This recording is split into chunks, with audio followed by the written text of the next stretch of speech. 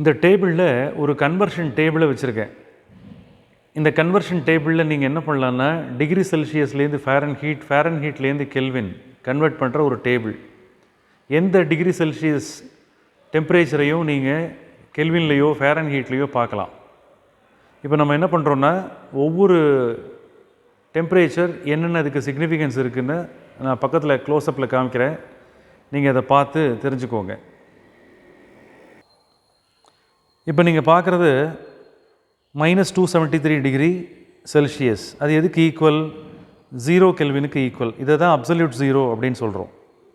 இந்த அப்சல்யூட் ஜீரோவில் thermal radiation எதுவும் எமிட் பண்ணாது. எந்த பாடியாக இருந்தாலும் தெர்மல் ரேடியேஷன் எமிட் பண்ணாது அப்படிங்கிறத ப்ரிவோஸ் தியரி ஆஃப் ஹீட் எக்ஸ்சேஞ்சஸில் நம்ம படிக்கிறோம். இன்னொன்று, இந்த 0 கெல்வின் -273 டிகிரி செல்சியஸை அட்டைனே பண்ண முடியாதுங்கிறது தான் தேர்ட் லா ஆஃப் தெர்மோடைனமிக்ஸ். இதெல்லாம் ரொம்ப வெரி லோ டெம்பரேச்சர். இந்த டெம்பரேச்சரில் நம்ம கொண்டு வர்றதுங்கிறது அவ்வளோ நாட் பாசிபிள். ஒரு ஆர்டினரி லேப்லேயோ இதெல்லாம் கொண்டு வர முடியாது.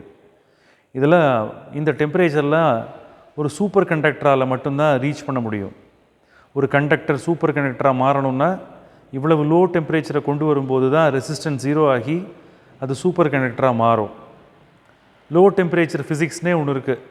அந்த லோ டெம்பரேச்சர் ஃபிசிக்ஸில் ஆப்ஜெக்டை இவ்வளவு லோ டெம்பரேச்சர்லாம் கொண்டு வரதுக்கு சான்சஸ் இருக்குது. அதெல்லாம் ஒரு ஹைடெக் லேபில் தான் இதெல்லாம் நடக்கும். இப்போ நம்ம இதுக்கு மேலே கொஞ்சம் கொஞ்சமாக டெம்பரேச்சர் மேலே போகிறோம். மேலே போயிட்டே இருக்கோம். இந்த லோ டெம்பரேச்சர்லாம் தாண்டி கொஞ்சம் ஹையர் டெம்பரேச்சர் வர்றோம். மேலே ஹையர் டெம்பரேச்சரில் பார்த்திங்கன்னா எல்லாமே நெகட்டிவில் இருக்கும். செல்சியஸும் சரி, அந்த ஃபேரன்ஹீட் எல்லாமே நெகட்டிவில் இருக்கும்.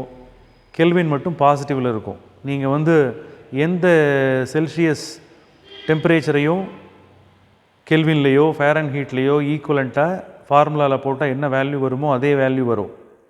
இன்னும் மேலே போகிறேன். இன்னும் மேலே போகும்போது அந்த டெம்பரேச்சர்ஸ் இன்க்ரீஸ் ஆகிறது பார்க்கலாம். இன்னும் மேலே போகும்போது மைனஸ் வேல்யூ இல்லை நெகட்டிவில் இருக்குது. இப்போ பார்த்தா -1, -2, -3, -4 இந்த டெம்பரேச்சர்லாம் லோ டெம்பரேச்சர். இந்த டெம்பரேச்சரில் தான் அட்மாஸ்பியர் இருக்கும். Northern hemisphere, Arctic region, Antarctic region, இதே மாதிரி போலார் ரீஜனில் ரொம்ப லோ டெம்பரேச்சரை அட்டைன் பண்ணும்போது எங்கே பார்த்தாலும் ஐஸாக இருக்கும். அங்கே இருக்கிற மக்கள்லாம் அதுக்கு தகுந்த மாதிரி ட்ரெஸ் பண்ணிக்கணும். அனிமல்ஸ்லாம் அதுக்கு தகுந்த மாதிரி பாடி பூரா நிறைய ஹேர் இருக்கும். அப்போ லோ டெம்பரேச்சரில் சர்வைவ் ஆகிறதுக்குன்னே அடாப்டேஷன்ஸ் இருக்கும். ரிஃப்ரிஜிரேட்டர்லேயும் இந்த டெம்பரேச்சர் இருக்கும். ரிஃப்ரிஜிரேட்டர்லேயும் இந்த டெம்பரேச்சர் இருக்கும்போது ப்ரிசர்வ் பண்ணுறோம். வெஜிடபிள்ஸ்லாம் ப்ரிசர்வ் பண்ணுறதுக்கு இந்த டெம்பரேச்சர் தேவை. அதுக்கப்புறம் 0 டிகிரி செல்சியஸை பார்க்கணும். 0 டிகிரி செல்சியஸில் என்ன நடக்கிறது அப்படின்னு பார்த்தா, அதாவது that is equal to 32 degree Fahrenheit, that is equal to 273 kelvin. ஒரு 0 டிகிரி செல்சியஸில் வாட்டர் என்னவா மாறுறது? ஐஸாக மாறும் அல்லது ஐஸ் வாட்டராக மாறும். அதை தான் ஃப்ரீசிங் பாயிண்ட் ஆஃப் வாட்டர்னு சொல்கிறோம், மெல்ட்டிங் பாயிண்ட் ஆஃப் ஐஸ்ன்னு சொல்கிறோம். நமக்கெல்லாம் தெரியும். பொதுவாகவே ஒரு தெர்மாமீட்டரில் லேபில் யூஸ் பண்ணுற தெர்மாமீட்டரில் 0 டிகிரி செல்சியஸை பார்க்கலாம். ஃபேரன்ஹீட் தெர்மாமீட்டர்லேயும் 32 டிகிரி ஃபேரன்ஹீட் பார்க்கலாம். இதுக்கு தான் என்ன பேர்னா லோயர் ஃபிக்ஸட் பாயிண்ட் அப்படின்னு பேர். இன்னும் மேலே போகிறோம். வாட்டர் நீங்கள் ஹீட் பண்ணிங்கன்னா தெர்மாமீட்டர் ரீடிங் ஸ்லோவாக ரைஸ் ஆகும். தெர்மாமீட்டர் ரீடிங்கில் ரைஸ் ஆகும். பொதுவாக நார்மலாக பார்த்திங்கன்னா ரூம் டெம்பரேச்சர்ஸ் ஒரு சம்மரில் பார்த்திங்கன்னா 40-42 டிகிரி செல்சியஸ் வரைக்கும் போகும். ஒரு சில்லுன்னு இருந்ததுன்னா 25லேருந்து 30 டிகிரி செல்சியஸ் வரைக்கும் இருக்கும். இன்னும் பனிக்காலங்களில் அது 18 டிகிரி செல்சியஸ் வரைக்கும் போகலாம். நீங்கள் இதெல்லாம் பார்த்து என்ஜாய் பண்ணணும். அப்போ தான் இந்த ஸ்கேல் தெரிஞ்சால் தான் அதனுடைய கம்ப்ளீட் இது டைனமிக்ஸ் புரியும். அதுக்காக தான் இதை காமிக்கிறது. ஸ்டூடெண்ட்ஸுக்கு இதை காமிச்சு நடத்தும்போது அவங்களுக்கு ஒன்றோட ஒன்று லிங்க் பண்ண தெரியும். 3 விதமான ஸ்கேல் இருக்குது. அதில் எஸ்ஐ சிஸ்டமில் யூஸ் பண்ணுற ஸ்கேல் எதுங்கிறதெல்லாம் அவனுக்கு புரியும்.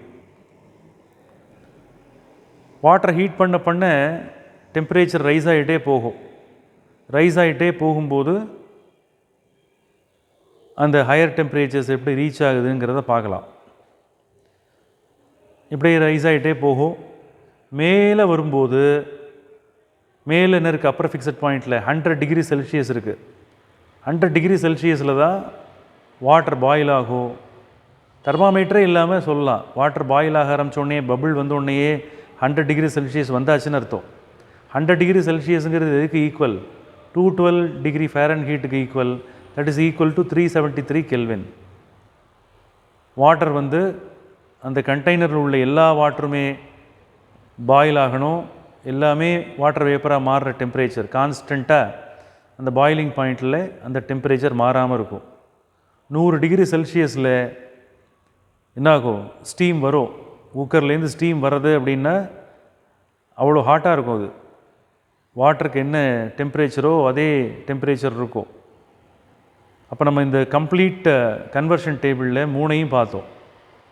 இதை பார்த்து இதே மாதிரியே நீங்கள் ஒரு கன்வர்ஷன் டேபிள் ரெடி பண்ணலாம். இது எக்ஸல் ஷீட்டில் எடுத்து எல்லாத்தையும் ஒட்டி வர்டிக்கலாக ஒட்டி ஒரு ஃப்ரேம் மாதிரி போட்டு வச்சுருக்கேன். இதை வந்து ஆணியில் எடுத்து மாட்டிட்டோன்னா கிளாஸுக்கு போகும்போது எப்போ வேணால் சொல்லிக் கொடுக்கலாம். தேங்க்யூ.